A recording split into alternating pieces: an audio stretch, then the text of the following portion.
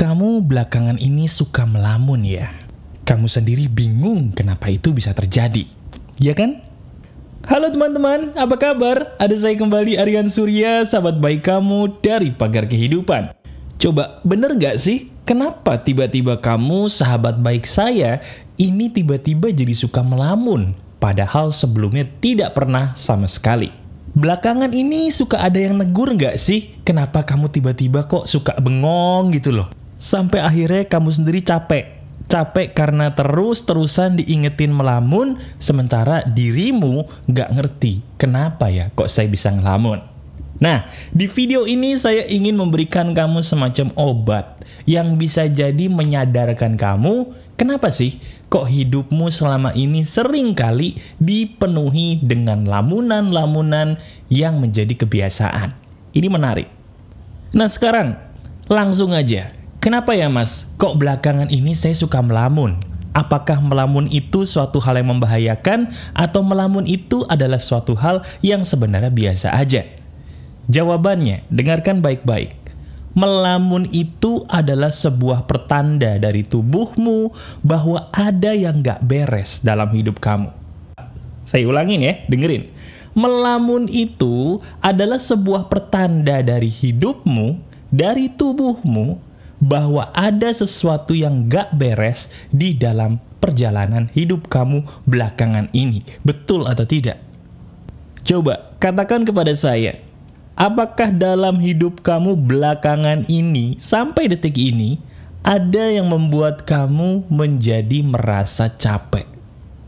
Iya, melamun itu adalah sebuah pertanda bahwa sebenarnya kamu itu capek, kamu itu lelah. Tapi sayangnya tidak ada dimanapun orang yang bisa kamu ajak ngobrol untuk mengetahui bahwa saya sedang capek loh. Bingung mau ngomong sama siapa, akhirnya kamu milih untuk melamun. Apakah itu yang terjadi dalam hidup kamu? Kalau memang iya, klik jempol ke atasnya, kemudian kamu tulis di komentar, tanda senyum, dan katakan, iya mas, ini saya banget. Nah sekarang, seperti yang saya katakan, kamu itu sebenarnya capek ya, tapi nggak tahu harus ngomong ke siapa dan bagaimana. Benar nggak? Nah sekarang solusinya bagaimana untuk mengatasi permasalahan kamu ini? Gini, anggap saja saya adalah sahabat baik kamu yang ada di samping kamu ya. Saya ingin memberikan kamu sebuah nasihat emas yang insya Allah dengan izin Tuhan, ini loh yang kamu benar-benar butuhkan. Pertama, coba katakan kepada saya, masalah apa sih yang sedang kamu hadapi? Coba, anggap saja saya ada di sampingmu, katakan dari hati ke hati. Ceritakan kepada saya, apa yang menjadi masalah kamu selama ini, kok kenapa kamu yang biasanya tidak melamun, jadi gemar melakukan lamunan-lamunan dalam hidup kamu? Ada masalah apa? Saya tebak ya. Kayaknya yang menjadi masalah hidupmu adalah sesuatu hal yang terjadi di depan mata, itu jauh dari apa yang kamu harapkan. Iya, ada banyak kekecewaan yang terjadi dalam hidup kamu ya, yang membuat kamu jadi capek, lelah, dan sampai tidak tahu lagi harus berkata apa, kepada siapa, dan bagaimana. Capek karena kecewa, betul apa tidak? Nah sekarang, pertanyaan berikutnya kalau begitu adalah, kenapa kamu harus kecewa? Iya, saya ingin bertanya, kenapa sih kamu ini orang hebat sebenarnya? Dirimu ini luar biasa. Lihat prestasi-prestasi yang sudah kamu punya. Nah, dari semua kehebatan kamu, kenapa tiba-tiba detik ini kok diri kamu jadi kecewa terus? Kenapa? Iya, ternyata ada sesuatu hal yang salah di sini. Hal yang salah di sini adalah bukan karena prestasimu yang mendadak jelek, tapi yang salah di sini adalah isi kepalamu yang tidak sama dengan apa yang kamu lihat. Saya ulangi sekali lagi, isi kepala kamu tidak sama dengan apa yang kamu lihat di depan mata. Itu yang membuat kamu menjadi kecewa kan? Nah sekarang, saya ingin membedah lebih dalam lagi. Kenapa isi kepala kamu harapan-harapanmu ini kok tinggi banget? Kenapa isi kepala kamu yang, maaf ya, lebay ini bisa muncul gitu? Padahal, kalau isi kepala kamu ini tidak selebay sekarang, bukankah kekecewaan itu tidak akan datang? Coba saya ulangi pertanyaan ini, tolong jawab. Bener kan, kalau isi kepala kita ini tidak selebay sekarang, yang namanya kekecewaan itu tidak akan muncul. Karena kekecewaan itu muncul ketika apa yang di dalam kepala tidak sama seperti apa yang kita lihat di depan mata. Betul apa enggak? Nah sekarang tolong, pikirkan baik-baik dan renungkan dalam-dalam. Kenapa isi kepalamu bisa jadi lebay seperti sekarang? Itu pikirkan, kenapa? Saya bantu tebak ya. Bener nggak bahwa harapanmu, isi kepalamu yang terlalu berlebihan ini, lebay ini muncul karena adanya harapan dari orang lain yang terlalu tinggi kepada kamu? Saya ulangi, benarkah ada harapan dari orang lain selain kamu yang terlalu tinggi kepada kamu sehingga dirimu menjadi kayaknya kalau saya nggak mencapai itu, saya nggak bisa mas? Kenapa? Karena harapan orang-orang di sekitar saya kepada saya terlalu tinggi. Harapan orang tua saya kepada saya terlalu tinggi. Harapan atasan saya kepada pekerjaan saya terlalu tinggi, mas. Bahkan harapan dunia kepada saya terlalu tinggi, mas. Kalau saya tidak mencapai target itu, saya tidak bisa hidup. Makanya saya kecewa, kecewa, dan kecewa. Apakah itu yang sedang kamu alami? Benar? Nah sekarang begini, apapun yang menjadi tekanan dalam hidup kamu, saya bilang tolong istirahat dulu. Loh maksudnya gimana mas? Saya disuruh tidur dulu, apa saya disuruh ngopi dulu? Bukan, yang saya maksud istirahat di sini adalah coba tolong deh, tolong direm dulu dari segala sesuatu yang membuat kamu jadi tertekan. Nih, emang bener sih harapan-harapan mereka kepada kamu itu tinggi, itu betul. Tapi sekarang yang harus kamu pikirkan adalah apakah diri kamu gak cinta tuh sama dirimu sendiri sampai harus menggantungkan kebahagiaan sama tekanan-tekanan akibat harapan mereka. Emang bener dunia mengharapkan kamu lebih dan lebih, kalau tidak mengikuti dunia seolah-olah kamu tenggelam. Tapi kan itu belum terbukti. Bukankah ada Tuhan di atas sana yang selalu memberikan kamu rezeki, termasuk kamu diizinkan untuk punya pulsa, untuk punya handphone, ataupun laptop mendengarkan video ini? Bukankah itu bukti bahwa rezeki sebenarnya sudah ada yang mengaturnya? Nah sekarang coba gini, angkat tangan kanan kamu, tolong taruh di atas dadamu deh. Iya, taruh di atas dada. Kemudian kamu belai-belai tuh badan kamu.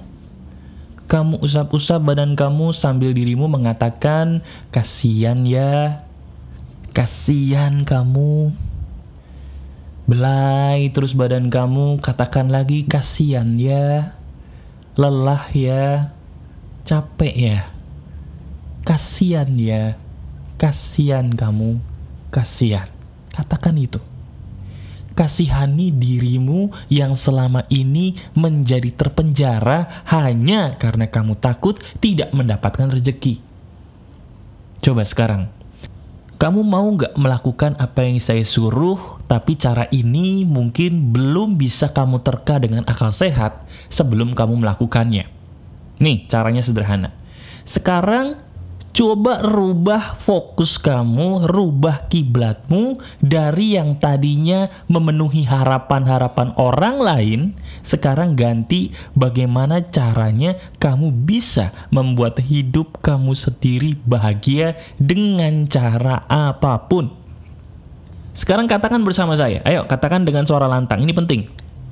Katakan bersama saya, masa bodoh amat, dengan itu saya pilih untuk bahagia karena diri saya sendiri. Katakan lagi, masa bodoh amat, dengan itu, masa bodoh amat, dengan mereka, saya peduli kepada diri saya dulu sebelum saya peduli kepada mereka. Ulangi lagi, saya peduli kepada diri saya sendiri dulu sebelum saya peduli kepada mereka. Ulangi lagi, saya peduli kepada diri saya sendiri dulu sebelum saya peduli kepada mereka. Saya peduli diriku. Katakan, aku peduli diriku. Itu yang penting dan itu yang benar. Nah, sekarang di bagian ujung ini kamu pasti akan bertanya, Mas, tapi bagaimana dengan ini? Saya punya kewajiban begitu. Mas, tapi kalau nanti ini nggak tercapai, bahaya Mas, keluarga saya nanti begini. Mas, kalau nanti nggak tercapai target saya yang itu, bahaya Mas, nanti saya begini di masa depan. Saya bilang, sok tahu kamu. Loh, sok tahu. Kenapa? Karena apa yang kamu kira-kira di otak tuh belum tentu benar. Bahkan itu terlalu jauh.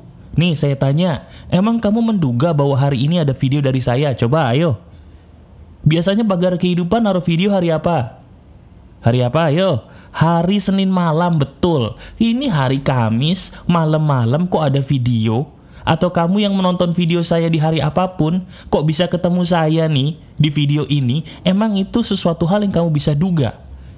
Bisa tebak? Gak bisa, tapi kok bisa di video ini? Kok bisa ketolong di video ini sampai detik ini? Karena rezeki sudah ada yang mengatur. Jadi nggak usah panik. Sabar, santai, tapi kamu berusaha. Berusahanya bukan memenuhi keinginan mereka dulu, tapi berusahanya untuk memperhatikan dulu tuh dirimu. Perhatikan dulu dirimu, baru perhatikan mereka, bukan kebalik. Bahagiain dulu dirimu, gak usah takut. Rezeki itu sudah ada yang mengatur. Sekarang coba deh, ayo ambil nafas panjang-panjang dari hidung. Kemudian kamu hembuskan dari mulut. Relax, santai, tenang, dan kamu nikmati hidup. Tonton video ini berulang kali agar kamu paham apa yang saya maksud dari video ini dan lakukan. Lakukan ini semua demi kemajuan hidup kamu. Ingat, melamun itu adalah sebuah pertanda bahwa diri kamu lelah mengikuti apa yang orang lain harapkan dari badan kamu, dari hidup kamu, dari tubuh kamu. Sekarang istirahatlah. Hempaskan harapan mereka, cintai dulu diri kamu sebelum kamu mencintai mereka. Mau? Itu baru sahabat Pagar Kehidupan.